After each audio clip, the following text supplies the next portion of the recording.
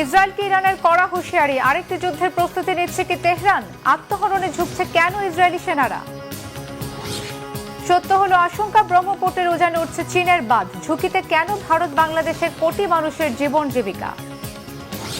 রূপকথায় জাদুর কাঠিতে ঘুম ভাঙলেও বাস্তবে রাজপুত্রের নিদ্রার অবসান, মৃত্যুতে কেন 20 বছর ঘুমেছিলেন সৌদি যুবরাজ? যুদ্ধবিরতি ভাঙলে ইসরায়েলকে দাঁত ভাঙা জবাবের হুঁশিয়ারি দিয়েছেন ইরানের পররাষ্ট্রমন্ত্রী আব্বাস আরাকচি। 12 দিনের যুদ্ধের মাস পেরুলেও দুঃসহ স্মৃতি আর ক্ষত কাটিয়ে উঠতে পারেনি তেহরান।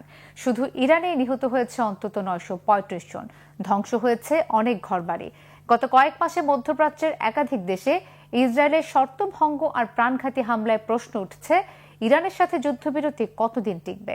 এমন অবস্থায় তেল আবিবকে হুঁশিয়ারি কি নতুন যুদ্ধ প্রস্তুতির ইঙ্গিত? হাফিজুল ইসলামের ডেস্ক রিপোর্টে বিস্তারিত। যুদ্ধবিরতি ভাঙলে ইসরায়েলকে দাঁত ভাঙা জবাব দেবে ইরান। সংঘাত না চাইলেও তেল আবিব যদি আগ বাড়িয়ে হামলা চালায়, নিজেকে রক্ষার অধিকার আছে তেহরানের। সম্প্রতি চায়না গ্লোবাল টেলিভিশন নেটওয়ার্ককে দেয়া এক সাক্ষাৎকারে এমন হুঁশিয়ারি দিয়েছেন ইরানের পররাষ্ট্রমন্ত্রী আব্বাস আরাকচি। ইসরায়েলের সঙ্গে 12 দিনের যুদ্ধ কোনো সাধারণ সংঘর্ষ ছিল না, এটি ছিল ইরানের উপর চাপিয়ে দেয়া একটি সামরিক আগ্রাসন। প্রভাবশালী ইরানি নেতার এমন মন্তব্যের জেরে প্রশ্ন উঠেছে, ইসরায়েলের বিরুদ্ধে সর্বাত্মক যুদ্ধ প্রস্তুতির বার্তাইকে দিচ্ছে তেহরান। এটা কোনো সাধারণ সংঘর্ষ নয়, বরং ইরানের বিরুদ্ধে ইসরায়েলের সরাসরি আগ্রাসন। কোনো উস্কানি ছাড়াই ইসলামী প্রজাতন্ত্র ইরানের বিরুদ্ধে হামলা। আত্মরক্ষা ছাড়া আর কোনো পথ খোলা ছিল না। আমাদের দেশকে আমরা রক্ষা করেছি। চলমান যুদ্ধবিরতি অবশ্যই ভঙ্গুর, কারণটাও পরিষ্কার। ইসরায়েলের শাসক গোষ্ঠীর ইতিহাসই এমন। আমরা অত্যন্ত সতর্ক আছি। যুদ্ধবিরতি ভেঙে পড়ুক সেটা আমাদের প্রত্যাশা নয়। আমরা শুরু থেকেই যুদ্ধ চাইনি, তবে প্রস্তুত ছিলাম। লড়াই চাই না ঠিকই, কিন্তু আবারও বলছি, আমরা পুরোপুরি প্রস্তুত।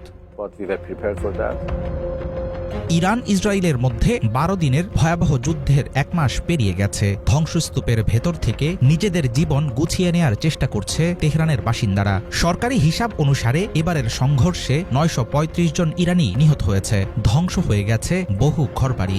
এমন ক্ষয়ক্ষতির জন্য দেশটির প্রতিরক্ষা বিভাগের গাফলতিকে দায়ী করেন অনেকে। প্রতিরক্ষা বিভাগের প্রধানকে বিচারের মুখোমুখি করা উচিত। তাকে জিজ্ঞাসাবাদ করা দরকার। কেন এত বছরেও কোনো শেল্টার বানানো হয়নি? কেন আমাদের কোনো সতর্কতা ব্যবস্থা নেই? 80-র দশকে ইরান ইরাক যুদ্ধের সময়ও তো সাইরেন সিস্টেম ছিল, তাহলে এবারের যুদ্ধে সেই অ্যালার্ম কেন বাজেনি? সংঘাত চলাকালে কোনো বেসামরিক লক্ষ্যবস্তুতে আঘাত করেনি বলে দাবি করে আসছে ইসরায়েল, কিন্তু দেশটির এমন দাবিকে মিথ্যা বলে উড়িয়ে দেন অনেক ইরানি। কান্নায় ভেঙে পড়ে সে কথাই জানালেন তেহরানের এক বাসিন্দা।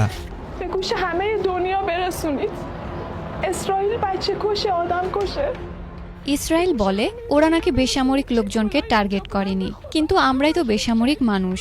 এই বিল্ডিং তো আবাসিক এলাকা। আমি ওদের অভিশাপ দেই। আমার বন্ধুরা তাদের সন্তান হারিয়েছে। শুধু এই বিল্ডিংয়েই 22 জন শিশু শহীদ হয়েছে। পুরো দুনিয়াকে বলো, শিশু হত্যাকারী এক নির্মম খুনি হলো ইসরায়েল। পুরো পৃথিবীকে জানাও, এখানে কত সুন্দর ফুলের মতো শিশুরা ছিল, আজ তারা কেউই বেঁচে নেই, সবাই শহীদ হয়ে গেছে। ইরানের পারমাণবিক স্থাপনা সহ শীর্ষ সামরিক নেতাদের লক্ষ্যবস্তু বানিয়ে গত 13ই জুন বিমান হামলা শুরু করে ইসরায়েল। এই হামলা ছিল 1980-এর দশকে ইরাক ইরান যুদ্ধের পর ইসলামী প্রজাতন্ত্রটির উপর সবচেয়ে ভয়ঙ্কর বিদেশি আঘাত। পাল্টা জবাবে ইসরায়েলের সামরিক ঘাঁটি, অবকাঠামো ও শহরগুলোতে ব্যালিস্টিক ক্ষেপণাস্ত্র ছোড়ে ইরান। এরপর 22শে জুন সরাসরি যুদ্ধে যোগ দেয় যুক্তরাষ্ট্র। 24শে জুন থেকে যুদ্ধবিরতি জারি থাকলেও কতদিন টিকবে ভঙ্গুর এই সিজ ফায়ার, সেটা নিয়ে রয়েছে গভীর সংশয়।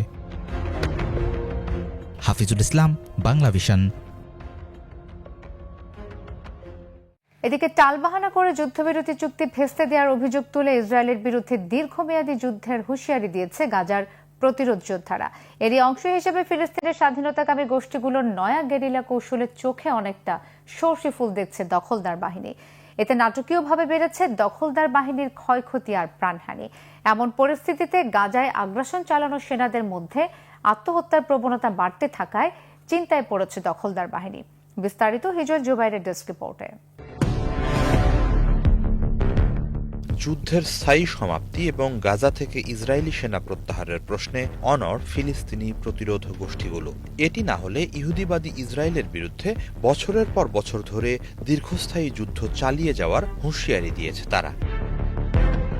সম্প্রতি এক ভিডিও বার্তায় হামাসের সামরিক শাখার মুখপাত্র আবু উবাইদা জানান, সাম্প্রতিক মাসগুলোতে গাজা যুদ্ধ সমাপ্তির লক্ষ্যে তাদের পক্ষ থেকে ইসরায়েলকে একটি সর্বাঙ্গীন চুক্তি প্রস্তাব করা হয়।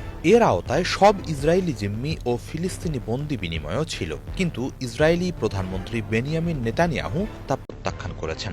আবু উবাইদা বলেন, এর মধ্য দিয়ে এটা স্পষ্ট যে নেতানিয়াহুর সরকার জিম্মি মুক্তির ব্যাপারে একেবারেই আগ্রহী নয়। এ বাস্তবতায় প্রতিরোধ যোদ্ধারা আংশিক কোনো চুক্তি বা যুদ্ধবিরতির আলোচনায় অংশ নাও নিতে পারেন। সতর্কতা জানিয়ে এই মুখপাত্র বলেন, যোদ্ধারা একটি দীর্ঘস্থায়ী যুদ্ধ চালিয়ে যেতে প্রস্তুত। তারা গাজা জুড়ে অতর্কিত হামলা চালিয়ে দখলদার ইসরায়েলি সেনাদের হত্যা বা আটক করার অভিযান চালিয়ে যাবে।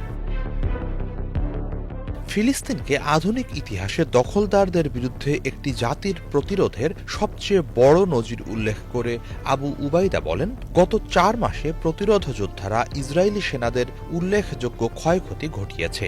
এটি প্রতিরোধের নতুন পর্যায়। সামরিক বিশ্লেষকদের পর্যবেক্ষণও সে কথাই বলছে। ইসরায়েলি সেনাদের বিরুদ্ধে লড়তে বর্তমানে গেরিলা কৌশল বেছে নিচ্ছে ফিলিস্তিনি যোদ্ধারা। এটি লড়াই নতুন ধাপে প্রবেশের ইঙ্গিত। এই ধাপে তাৎক্ষণিক গোয়েন্দা তথ্যের ভিত্তিতে অতর্কিতে ইসরায়েলি সেনাদের উপর হামলা চালাচ্ছে প্রতিরোধ যোদ্ধারা। এছাড়া ব্যতিক্রমী সব উপায়ে চালানো হচ্ছে অ্যাম্বুশ, ফাঁদ পেতে রাখা হচ্ছে শত্রু সেনাদের জন্য। পর্যবেক্ষকরা বলছেন, গেরিলা যুদ্ধের এ পর্যায়ে সামরিক পোশাক পরিত্যাগ করে বেসামরিক নাগরিকদের সাথে মিশে যাচ্ছে প্রতিরোধ যোদ্ধারা। এ ধরনের ছদ্মবেশ অবাধে চলাফেরা ও অতর্কিত হামলা চালাতে বাড়তি সুবিধা দিচ্ছে তাদের। অকস্মাৎ ভূগর্ভস্থ বিভিন্ন সুড়ঙ্গ বা ভবনের ধ্বংসস্তূপ থেকে বেরিয়ে এসে হামলা চালিয়ে আবার যেন ভূতের মতো অদৃশ্য হয়ে যাচ্ছে তারা। গেরিলা পদ্ধতির এই যুদ্ধ কৌশলে অপ্রস্তুত হয়ে পড়েছে ইসরায়েলি বাহিনী। এতে তাদের প্রাণহানি ও ক্ষয়ক্ষতির সংখ্যা দ্রুততার সাথে বাড়ছে। একই সাথে যে কোনো সময় হামলার আতঙ্কে দেখা দিচ্ছে মানসিক সমস্যা। এর জেরে সেনাদের আত্মহত্যার ঘটনাও ঘটছে।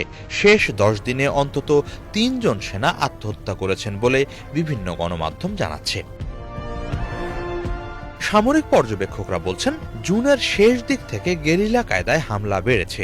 জুনে 21 জন সেনা হারিয়েছে ইসরায়েল। গেরিলা পদ্ধতিতে লড়াই চালিয়ে যাওয়ায় আগে থেকে কিছুই বুঝে উঠতে পারছে না ইসরায়েলি সেনারা, ফলে তারা কোনো প্রস্তুতিও নিতে পারছে না। বিশ্লেষকরা বলছেন, নেতানিয়াহু চেয়েছিলেন হামাসকে নির্মূল করতে, কিন্তু বাস্তবে দেখা যাচ্ছে ভিন্ন চিত্র। হামাস বরং নতুন করে ভয়াবহ হয়ে উঠেছে। অন্যদিকে ইসরায়েলি সেনাদের জন্য মরণ ফাঁদ হয়ে উঠেছে গাজা। সব মিলিয়ে যুদ্ধ চালিয়ে যাওয়ার প্রশ্নে নতুন করে চাপে পড়ছে ইসরায়েল। হিজল জোবায়ের, বাংলা ভিশন। গাজায় 24 ঘন্টায় 73 ত্রাণ প্রত্যাশী সহ অন্তত 84 ফিলিস্তিনিকে হত্যা করেছে ইসরায়েলি বাহিনী। এই বর্বরতার মধ্যে ইসরায়েলি অবরোধের কারণে পুষ্টিহীনতায় 35 দিনের শিশু সহ আরও 2 ফিলিস্তিনি শিশুর মৃত্যু হয়েছে গাজার আল শিফা হাসপাতালে। রবিবার গাজার বিভিন্ন স্থানে ত্রাণ সংগ্রহকারী ফিলিস্তিনিদের উপর হামলা চালায় ইসরায়েলি বাহিনী। বেপরোয়া হামলায় উত্তর গাজার জিকেমে ত্রাণ নিতে যাওয়া অন্তত 30 ফিলিস্তিনি হতাহত হয়েছে। উত্তর গাজার আরেকটি ত্রাণ শিবিরে অন্তত 9 ফিলিস্তিনিকে গুলি করে হত্যা করেছে ইসরায়েলি সেনারা। আহত হয়েছে 55 জন। দক্ষিণ গাজার রাফায় ত্রাণ কেন্দ্রে একইভাবে গুলিবর্ষণে হত্যা করা হয়েছে আরও 5 ফিলিস্তিনিকে। এ নিয়ে ইসরায়েলি হামলায় গাজায় নিহত ফিলিস্তিনির সংখ্যা 58,895 জনে দাঁড়িয়েছে। এদিকে গাজায় হামলা বন্ধ করে জিম্মিদের ফিরিয়ে আনার দাবিতে ইসরায়েলের রাজধানী তেল আবিবে বিক্ষোভ করেছে হাজারো ইসরায়েলি।